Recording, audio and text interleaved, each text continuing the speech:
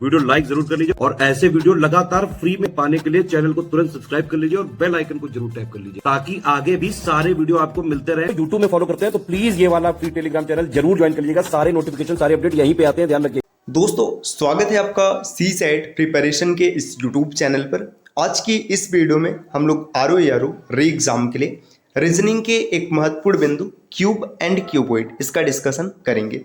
देखिए घन और घनाभ काफ़ी महत्वपूर्ण, यहाँ से पेपर में प्रश्न भी आने की संभावना रहती है।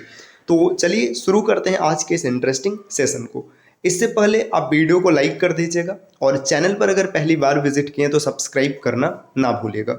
साथियों, आप आरओ या फिर अन्य किसी एग्जाम की कंप्लीट और सिलेक्शन वाली प्रिपरेशन अगर करना चाहते हैं तो आप इसके लिए टीम के पेड कोर्सेज को फॉलो कर सकते हैं। पेड कोर्सेज के बारे में अतिरिक्त जानकारी प्राप्त करने के लिए नीचे स्क्रीन पर जो नंबर दिख रहे हैं आप इनमें से किसी भी नंबर पर कॉल या व्हाट्सएप कर जानकारी ले सकते हैं। चलिए अब बढ़ते हैं आगे क्लास की ओर। देखिए सबसे पहले तो आपको यही पता होना चाहिए कि क्यूब और क्यूबॉइड इसमें अंतर क्या होता है, मतलब घन और घनाभ दोनों में क्या अंतर होता है। तो ये देखिए ये दोनों 3D आकृति होती है। 3D का मतलब इसमें लंबाई चौड़ाई और ऊंचाई तीनों होते हैं। जो घन होता है इसकी लंबाई चौड़ाई ऊंचाई तीनों बराबर होती है। जैसे मान लीजिए ऐसी एक आकृति बन गई, इसमें लंबाई चौड़ाई और ऊंचाई तीनों क्या है, समान होगा, तो ये घन होगा। और जो घनाभ होता है इसमें लंबाई चौड़ाई और ऊंचाई तीनों कभी समान नहीं होता है। दो समान हो सकता है लेकिन तीनों समान नहीं होगा। जैसे देखिए ऐसी आकृति बन गई, हो सकता है कि लंबाई चौड़ाई समान हो लेकिन ऊंचाई समान नहीं, मतलब कुल मिला जुला के ये इस प्रकार की आकृति होती है। जैसे घन की बात करें, आपने डाइस देखा होगा, वो लूडो का डाइस हो या फिर जो डाइस रंगों का होता है उसे सेट किया जाता है। और घनाभ की बात करें, आपने घर में अक्सर रखा हुआ बॉक्स देखा होगा, जो बक्सा मतलब बॉक्स होता है, या फिर आप मैच बॉक्स, जो माचिस की बॉक्स होती है, डिबिया होती है, वो भी घनाभ की आकृति की होती है। तो अब देखिए पेपर में प्रश्न क्या बनता है। पेपर में प्रश्न ऐसा बनेगा ना कि आपके पास एक घन दिया होगा या घनाभ दिया होगा, उसको ऐसे बीच से डिवाइड कर दिया जाएगा। अब आपसे यही पूछा जाएगा कि डिवाइड करने पर घनों की संख्या क्या होगी, और इसमें अलग अलग प्रकार से कलर दे करके विभिन्न प्रकार के प्रश्न बनाए जाते हैं। तो आज की इस वीडियो में हम लोग घन के सभी सूत्र को समझेंगे और घन से संबंधित कुछ प्रश्नों को भी देखेंगे। घनाभ अगली क्लास में डिस्कस किया जाएगा। तो देखिए घन मतलब क्यूब से संबंधित सूत्र क्या है। तो यहाँ पर जितने भी फार्मूले सबको एक जगह रख दिया गया ताकि आप फार्मूले को आसानी से याद कर पाएं। देखिए इसका आप स्क्रीनशॉट ले लीजिए ताकि ये फार्मूला आपके पास रहे। अगर कभी भी पूछे कुल घनों की संख्या तो आपको सीधा फार्मूला याद रखना है, एन क्यूब। एन क्या होता है अभी लास्ट में हम लोग देखते हैं। अब आपसे पूछेगा शीर्ष घन। देखो जब भी शीर्ष घन पूछेगा तो या तो सीधा सीधा पूछेगा शीर्ष घनों की संख्या, इसे कॉर्नर क्यूब भी कहते हैं, जो कोनों पर घन होगा उनकी संख्या, या इसका एक नाम और आ जाता है 3 फेस कलर्ड, मतलब जो घन होंगे उनके 3 फेस मतलब 3 सतह रंगीन होंगे, 3 सतह पर कलर किया जाएगा। जब भी ये पूछेगा तो आपको फार्मूला सीधा, मतलब फार्मूला कुछ नहीं, डायरेक्ट नंबर याद रखना है 8।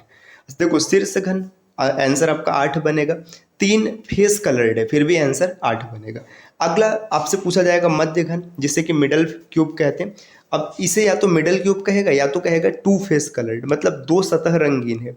जब 2 सतह रंगीन होगा तो फार्मूला है 12n-2, 12 ब्रैकेट में n-2। ठीक, आगे देखिए केंद्रीय घन। केंद्रीय घन का मतलब सेंट्रल क्यूब, इसे बोलेगा 1 फेस कलर्ड, मतलब एक सतह रंगीन है। तो इसका फार्मूला बन जाएगा 6 ब्रैकेट में n-2 का होल स्क्वायर, ये हो जाएगा। और एक और बनता है अंतः केंद्रीय घन। अंतः केंद्रीय घन का मतलब कोई भी फेस कलर नहीं है, मतलब ये कलरलेस या फिर रंगहीन बोला जाता है। कलर लेस क्यूब कितने होंगे या रंगहीन कितने होंगे, तो इसका आंसर होता है n-2 का होल क्यूब। देखिए बहुत ही आसान तरीके से आप याद रख सकते हैं। सबसे पहले और जब शीर्ष पूछेगा तो आप 8 रखिएगा, है ना। मध्य घन पूछेगा तो 12 ब्रैकेट में 6n-2। अगर केंद्रीय पूछेगा तो 6n-2 का होल स्क्वायर, और अंतः केंद्रीय अगर पूछ रहा है तो n-2 का होल क्यूब। अब कई बार ये पूछता है ना टोटल कट। टोटल कट का मतलब जैसे मान लीजिए आपने घन बना दिया, इस घन को विभाजित करने के लिए आप कुछ कट लगाएंगे, जैसे ये 1 हो गया, ऐसे 2 हो गया, तो आपसे पूछता है कि कितने कट बने हैं। अगर कट पूछेगा तो डायरेक्ट है 3 ब्रैकेट में n-1। अब हम लोग ये समझते हैं कि ये n होता क्या है। तो देखिए n के बारे में यहाँ पर नीचे बताया गया, जहाँ n क्या है, बड़े घन की भुजा और बटे में छोटे घन की भुजा।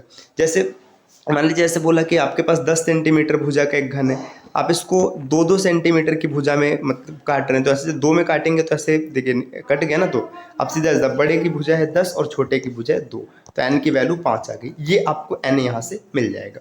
तो फार्मूला आपको आसानी से याद हो गया होगा, कुल घनों की संख्या n क्यूब, शीर्ष घन की संख्या 8, मध्य घन की संख्या 12 n-2, केंद्रीय घन की संख्या 6 ब्रैकेट में n-2 का होल स्क्वायर, और अंतः केंद्रीय घन की संख्या की बात करें तो n-2 का whole cube. Total cut 3 bracket में n-1। और देखिए अगर कभी आपसे पूछेगा ना कि घन के विपरीत सतहों देखो पर कितने कलर वाले घन होंगे, तो एक चीज याद रखिएगा कि घन के विपरीत सतह को रंगा नहीं जा सकता। मतलब जैसे समझिए एक घन हो गया, ठीक, अगर इसका ये सतह ये है, इसका विपरीत ये है, तो आप इसमें से किसी एक को ही पेंट कर पाएंगे। तो कभी ये प्रश्न बन जाए कि ऐसे कितने घन है जिनके विपरीत सतहों को रंगा गया है, तो उसका आंसर हमेशा 0 होगा। तो देखिए दो तो बहुत ही आसान है। देखिए पहला आपने क्या देखा, जो शीर्ष घन है 8 हो जाएगा, विपरीत को रंगना पॉसिबल नहीं हो तो ये 0 हो जाएगा। बाकी n³ है 12 n-1 हो जाएगा। इसके बाद आप देखेंगे 6 माफ कीजिएगा मैं 1 बोल रहा हूँ, n-2 हो जाएगा। फिर इसके बाद 6 n-2 का होल स्क्वायर, n-2 का होल क्यूब। सब कुछ आसानी से याद हो गया। अब प्रश्नों से समझते हैं। देखिए यहाँ पर पहला प्रश्न दिया है कि 6 सेंटीमीटर भुजा के एक बड़े घन को 2 सेंटीमीटर भुजा के घनों में विभाजित करने पर कुल कितने घन प्राप्त होंगे। देखिए एक बड़ा सा घन है 6 सेंटीमीटर भुजा का, उसे छोटे घनों में काट रहे हैं 2 सेंटीमीटर भुजा के, तो कुल घनों की संख्या बताइए। तो देखिए कुल घनों की संख्या कितनी होती है, n³। अब n निकालना है तो क्या लिखेंगे, बड़े घन की भुजा 6 हो गया और छोटे घन की भुजा 2 हो गया। इसको आप हल करेंगे तो 3 आ गया। अब n की वैल्यू 3 है, 3 का क्यूब कर लेंगे, आंसर आ गया 27, जो कि विकल्प ए है। आप आराम से टिक करिए और आगे बढ़िए। अगर इसी को आपको समझना है डायग्राम के माध्यम से, तो देखिए यहाँ पर हम लोग डायग्राम बना रहे हैं। देखिए मान लीजिए ये एक घन है ना, ये एक बड़ा घन है, इसे यहाँ पर ऐसे समझने का प्रयास कीजिएगा, ठीक। ये बड़ा घन है, अब इसकी भुजा है 6 सेंटीमीटर। अगर 2 सेंटीमीटर की भुजा में काटेंगे तो देखिए ये 1 और ये 2, आपने 2 सेंटीमीटर की भुजा में काट लिया, 2 ये और 2 नीचे वाला। फिर देखिए ये 2 ऐसे कट गया है ना, ये सब भी 2-2 की भुजा है। इसके बाद ये देखिए 2 की भुजा ये भी बन गई है ना, ये 2-2 सेंटीमीटर की, और इसे ठीक है ये रहा।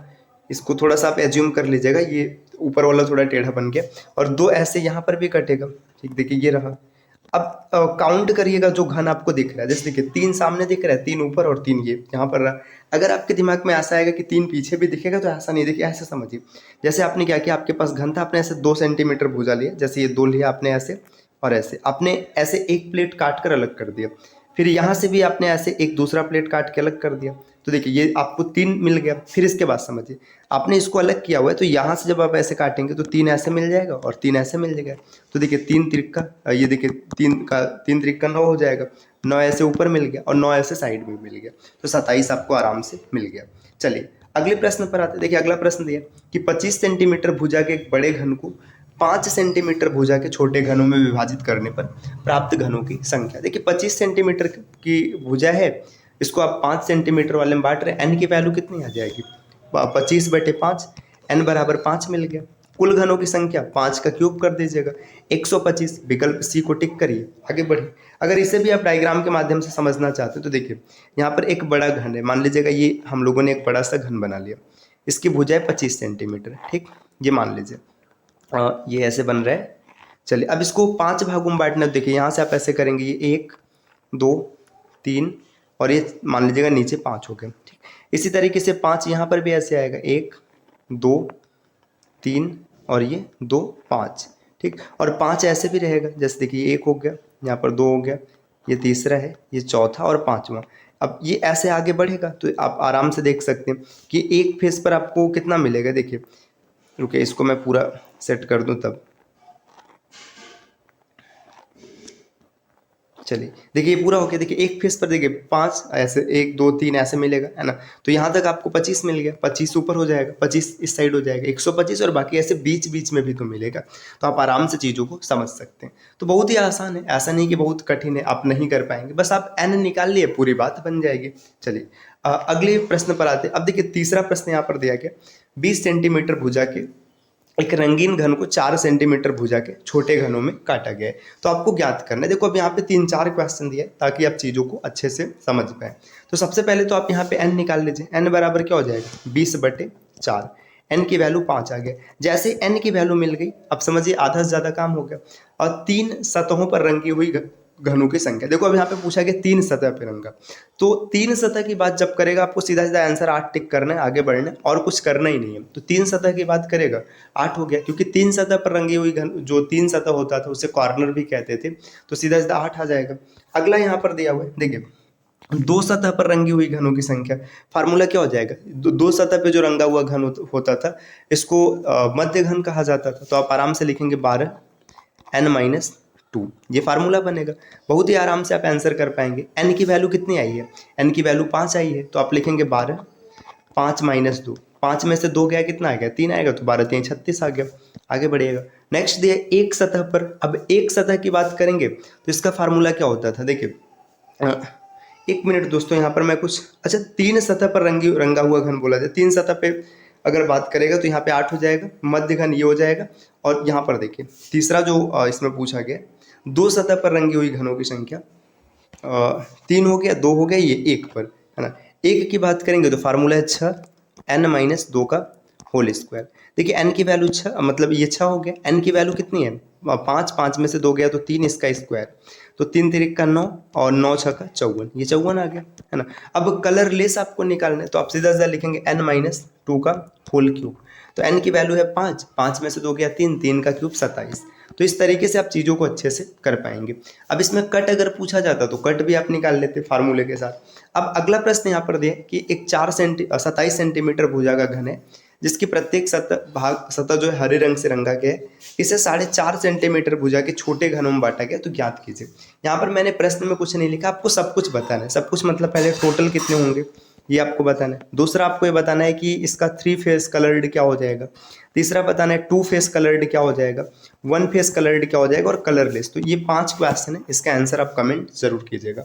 तो ये पहली क्लास रही हम लोगों की क्यूब एंड क्यूबॉइड के बारे में। अगली क्लास में कॉन्सेप्ट को और आगे बढ़ाएंगे। तो उम्मीद है वीडियो आपको पसंद आया होगा। तो इस प्रकार की वीडियोस को लगातार देखने के लिए आप चैनल को सब्सक्राइब कर सकते हैं। अगर आप आरओ या यूपी पीसीएस की कंप्लीट प्रिपरेशन करना चाहते हैं तो आप टीम के पेड कोर्सेज को ज़रूर फॉलो कीजिएगा, जिसके लिए नीचे स्क्रीन पर दिख रहे किसी भी नंबर पर कॉल या फिर व्हाट्सएप कर आप जानकारी ले सकते हैं। मिलते हैं आपसे अगली वीडियो में, तब तक के लिए नमस्कार।